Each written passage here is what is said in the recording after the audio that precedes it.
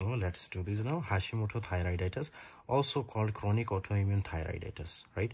ये क्या है? chronic condition है जिसमें क्या होती है? autoimmune antibodies बनती है. किसके अगेंस्ट बनती है? थायराइड peroxidase एंड थायरोग्लोबुलिन के अगेंस्ट. ओके, जिसकी वजह से क्या होगा? T3 T4 कम होगा. Listen very carefully.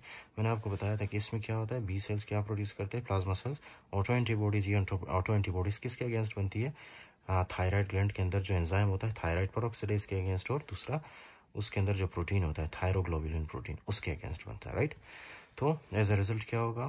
थायराइड की फंक्शन लॉस होगी, राइट? जिसकी वजह से thyroid gland T3 T4 produce नहीं कर पाएगा और हाइपोथायराइडिज्म होगा, राइट?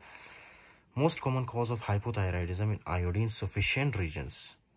ओके, क्या है हमारे पास? Hashimoto thyroiditis associated with HLA-DR3 differs by ethnicity. अच्छा, इसमें ये आपने ये याद रखना है, human leukocyte antigen DR3. Okay, right? These may come in your exam obviously as an MCQ, so you have to remember this. ये एक म्यूटेशन है. इंक्रीज रिस्क ऑफ, कुछ लोगों में ये जो है पॉजिटिव होता है, राइट? HLA-DR3 पॉजिटिव होता है, इसलिए ये क्या करवाता है? ये हाशिमोटो थायराइडिटिस करवाता है. Okay, increase risk of primary thyroid lymphoma, typically diffuse large B cell lymphoma. Okay, do you remember I told you कि ये क्या है कि B cell जब ज़्यादा proliferate करता है तो उसमें म्यूटेशन होने के चांसेस ज़्यादा होते हैं, जिसकी वजह से B cell lymphoma कॉज हो सकता है, राइट? ओके, सो फाइंडिंग्स में आपको क्या मिलेगी? Moderately enlarged non tender thyroid. You must remember, जितने भी फॉर एग्जांपल हम ऑटो इम्यून कंडीशन डिस्कस करेंगे ना हाइपोथायराइडिज्म से related, we will see non tender thyroid. Okay, उसमें हम क्या देखेंगे? नॉन टेंडर थायराइड देखेंगे.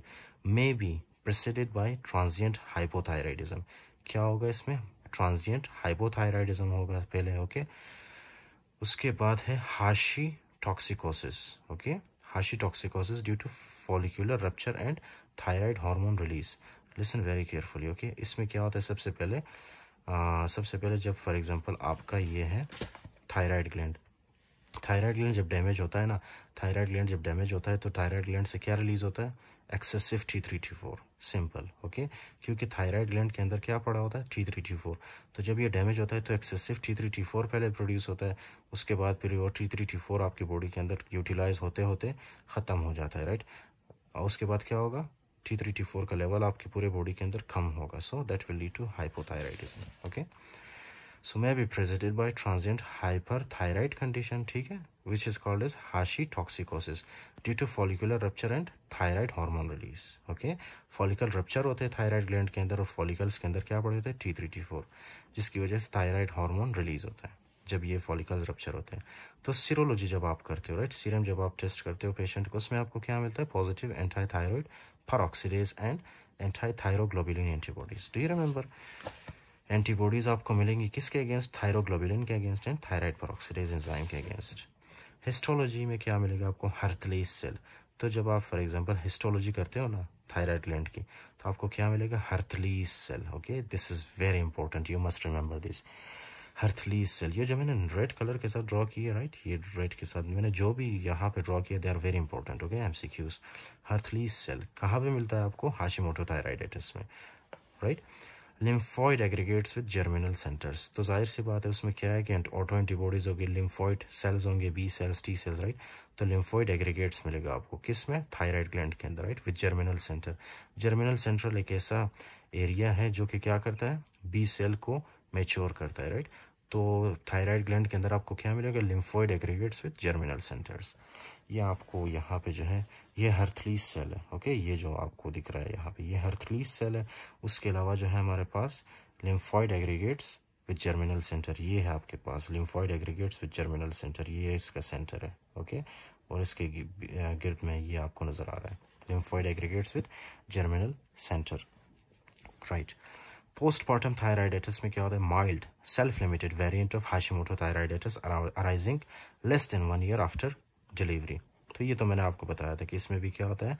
इसमें भी आपके पास हाइपोथायराइडिज्म होता है. ओके, ऑटो एंटीबॉडीज बनती है जो कि क्या करते हैं? वहाँ पे जाके थायराइड ग्लैंड को डैमेज करते हैं, जिसकी वजह से जाहिर सी बात है, first of all there will be hyperthyroidism and then hypothyroidism. Hyper क्यों होता है?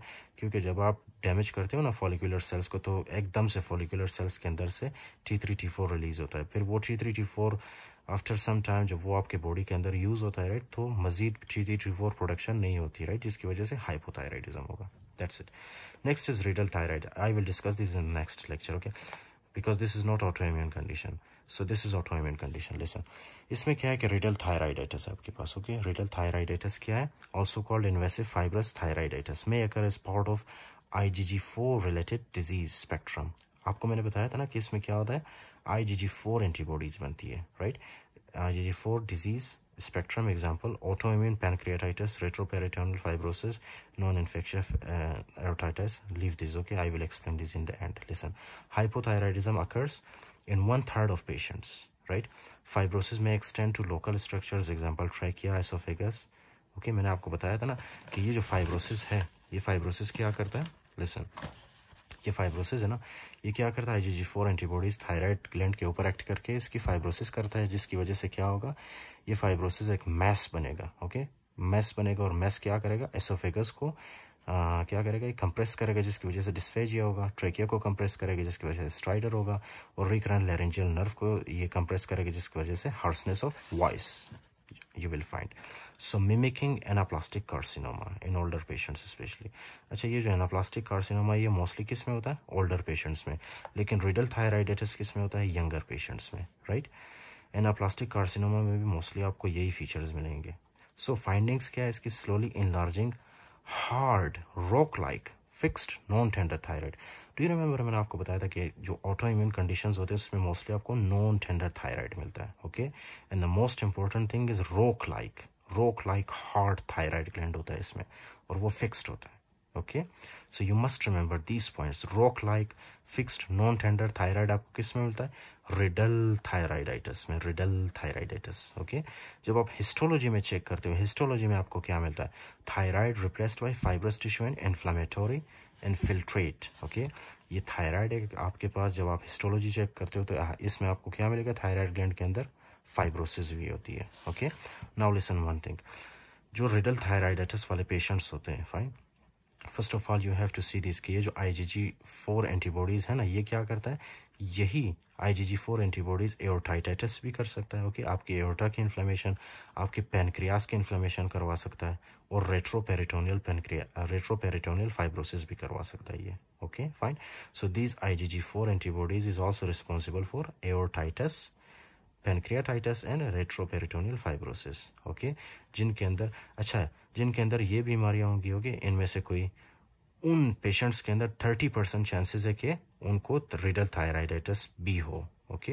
ये देख रहे हो आप, hypothyroidism occurs in 1/3 of patients, right. इसका मतलब है कि 30% चांसेस है कि इन पेशेंट्स को एओर्टाइटिस के साथ या पैनक्रियाटाइटिस के साथ या रेट्रोपेरिटोनियल फाइब्रोसिस के साथ 30% चांसेस है कि उनको रिडल थायराइडाइटिस भी हो।